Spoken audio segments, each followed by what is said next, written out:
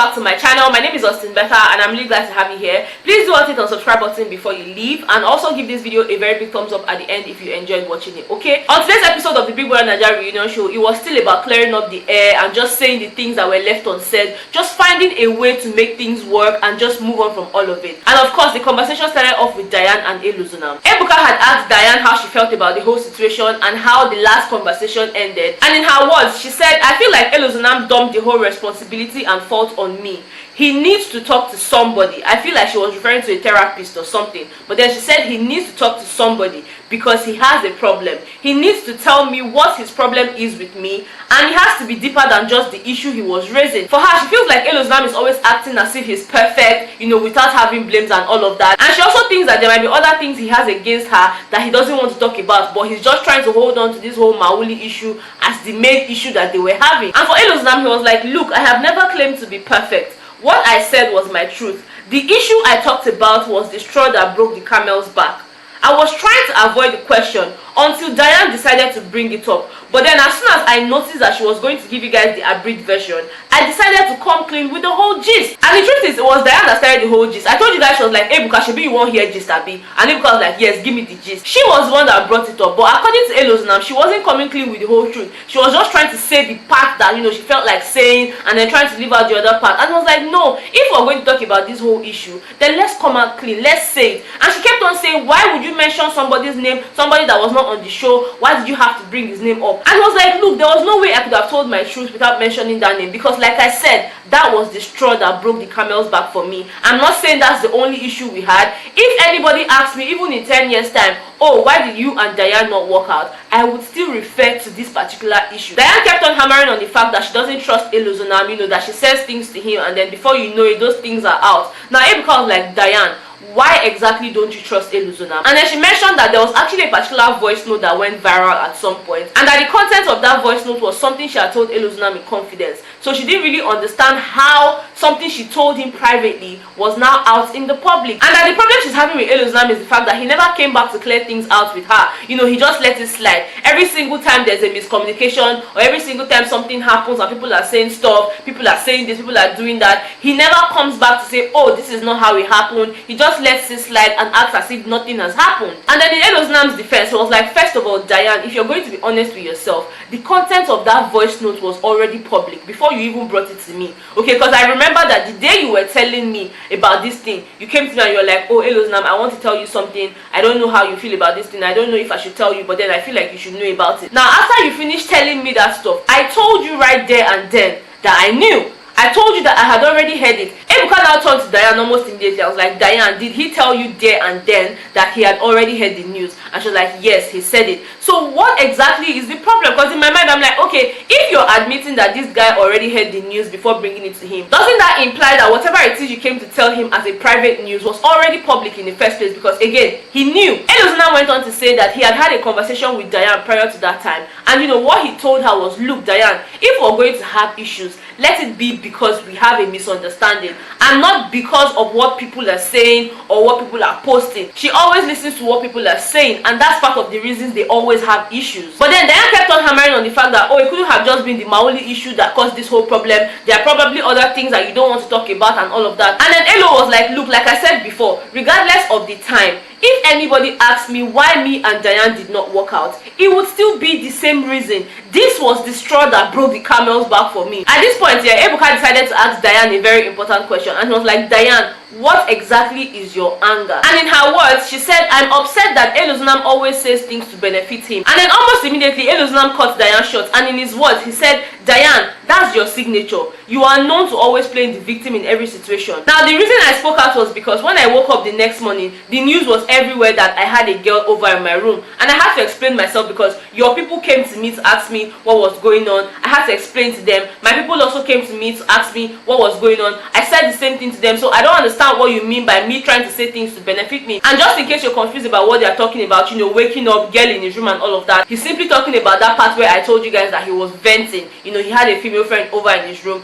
and that after he had that conversation with the female friend, he escorted the female friend back to Avala and Isilomo's room, and he categorically stated that Isilomo and Avala can attest to the fact that that girl did not sleep in his room. So when he woke up, he was obviously shocked, like, where is this news coming from? Nobody's asking me for my own side of the story. All I could hear was, oh, you had a girl over at your room. So obviously I had to speak out, I had to clear the air. Now Ebuka now turned to Venita and he's like, Venita, what do you think about this whole situation between Diane and Elozunam? And then for Venita, she's like, first of all, I find it very uncomfortable, you know, witnessing this back and forth between Diane and Elozunam. And the reason is this: I actually shipped the both of them heavily after I came out of the house. I really wanted both of them to be a couple and all of that, but things did not work out. Now, to be fair, Elozunam never came to me to tell me things about him and Diane. Neither did Diane come to tell me things, because again, they are both private people. They don't like their businesses out there and all of that. So if you, Ebuka, is asking me for a solution or for an advice, I'm sorry, I have nothing, because at this point I really don't know what to say. And I actually understand her, because again, she's close to both Elozunam and Diane, so it will be really difficult for her to take sides and say, oh, you are the one at fault and you are the one that was right. So for her, saying she had no suggestion or advice was actually the best bet. And then when Ebuka asked him if he had things to say to Diane and all of that, he said yes. And in his words, he said, Diane, when that voice note came out, I should have reached out to you, because again, there was a personal conflict,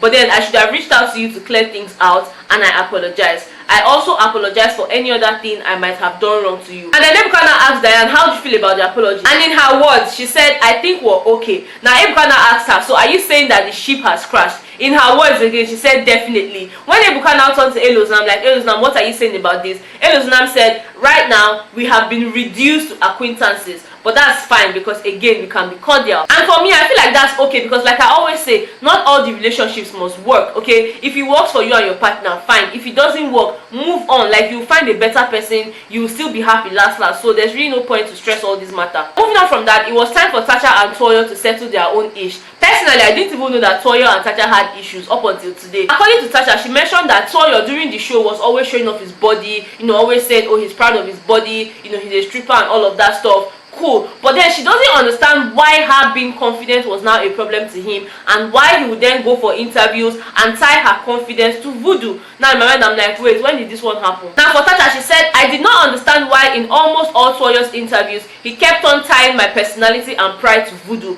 Why would he do something like that? Now, according to Toyo, that interview was a setup. He said that the interviewers played a fast one on him. Now, this is what he said. They asked me if I felt like Tacha's confidence was tied to a financial or spiritual backing. And I told them that it could be any. It could be financial or spiritual, especially because she has Jaruma's backup. Now, Ebuka now said, okay, you mentioned Jaruma. Are you saying that the backup is spiritual or financial? And it's like, financial, obviously. Guys, we all know that's not true, because even the expression on Ebuka's face said a lot. You guys know that anywhere you hear Jaruma, your mind will definitely take you somewhere, because there's something Jaruma stands for. We also know that there was already an existing issue about Tacha's anklet and them saying she was using jazz and all of that stuff. So him going for an interview and mentioning Jaruma wasn't a coincidence. But then since he said it was a setup, since he said that was not what he meant, let's just leave it at that, because again, maybe that's exactly what he meant. Maybe he meant financial backing. At this point, I really don't know. He said he did not know that they were already recording, and he really did not want to bash Tacha. But then clearly the interviewers wanted him to bash Tacha, and maybe he said that thing, they now turned it upside down, and the headline of the news now became, Toyo said Tacha is using voodoo. They actually kept on going back and forth until they got to the point where they started arguing about who was insecure. In Toyo's words here, he said, Tacha, you are insecure because you are the one that's always trying to defend yourself, and that's insecurity. There's a wall around you and you don't want people to get in. And then Tacha was like, okay, I need to say something. Guys, it was at this point that Tacha came out to say a lot of things, some things that we already knew and others that we didn't. So I'm just going to read out what she said, because I just a judge. Actually, they talk at the judge, because I don't want to come here and say, oh, Tacha said this when she didn't, because again, this is a very delicate matter. Now, in Tacha's words, growing up and having not to fit in high school, my mom made it her utmost priority to make me a happy and confident woman, even without fitting in. Also, losing my mom after getting into the university without getting help from the people that claim to love her actually made me fend for myself. I did everything by myself. I'm not trying to justify everything I did in the house, but then we all know that the world is a wicked place. I could not afford to come off as vulnerable. I I tried to ignore what people said to me during the show in order not to lose focus. To all the housemates, I'm really sorry if I came off as being too blunt or too loud, but I'm different now. Everything I did in the house wasn't deliberate. And then the housemates were like, apology accepted, and then they clapped and all that. And then just when they were rounding up the whole applause and everything, Toya decided to chip in something, and I was like, first, I agree that experiences shape people, but then that should not define you. People have been through worse, and they do not let their issues rub off on other people. I would say that Tasha has her good sides. I mean, she gave me stout and cake the other day. I was crying, and she was like, guy, wetin happen? Why they cry? But the thing is, her bad side overshadows her good side. And then almost immediately, Ebuka cuts to your short. It's like, okay, you've stated that experiences shape people. Now she has apologized. Are you going to accept the apology or what? And it's like, well, I accept the apology, and I also apologize to you for the whole misconception about my interview. I did not say anything about you and Voodoo. It was just the interviewers that turned things upside down. I apologize, and of course they moved on from it. Now for me, the sweetest part of today's episode was the Ella versus the other female housemate session, because you guys remember how things turned out the last time Ella was at the reunion. So it was really important for me to listen to what they had to say today, and I must really commend Ella, because again, a lot of things she said tonight made a lot of sense, and it just made me see her in a different light. Clearly there's been a rift between Ella and the other female housemates, especially Venita and Mercy, and today she decided to talk things out with them. According to her, she didn't really like the perception people had of her, and she knew almost immediately that the work had to start with her, that she needed to work on herself. You know, some of the things she said tonight included that she's willing to do better and take responsibility for everything. She also wants Venita to know that she's better now, because she mentioned that she and Venita could have had some deals together, maybe acting or singing, whatever it is, but I'm sure that they could have worked together. But then because of the way people saw her, because of the perception they had of her, it just made Venita withdraw, and she doesn't like that fact. She actually wants to be in good terms with Venita. She wants to be in good terms with Mercy. She clearly wants to be in good terms with all the female housemates, so she took time to apologize to Venita. She apologized to Kimopra. She apologized to Tasha. Now for Tasha, she was like, look, I'm sorry I said those words. They shouldn't have come out in the first place. If you're wondering what those words were, she was basically talking about the whole body odor conversation she had with Kim in the car when they were going for an interview and all of that. She apologized to Tasha. Tasha accepted the apology. Now Ebuka now turned to Mercy and was like, Mercy, do you believe Ella? And in her words, she said, yes, I believe her. I think she's being honest. Now Ebuka now asked her, do you think you guys were being too hard on her? And almost immediately Ella was like, look, I actually appreciate the fact that they came hard on me, because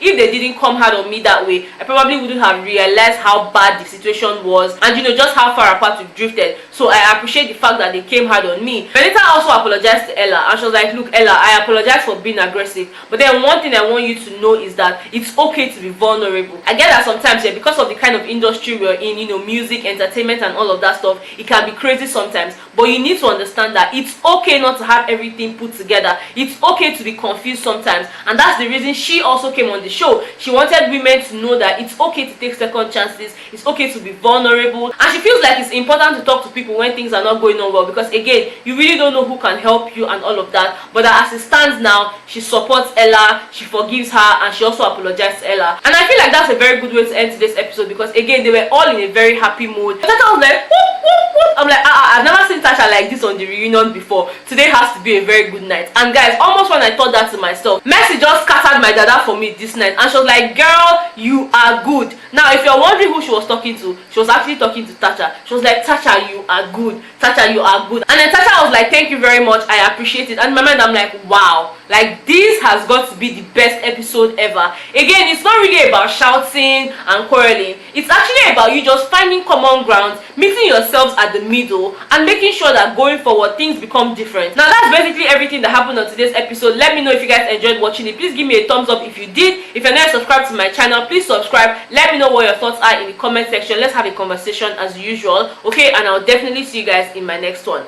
Bye.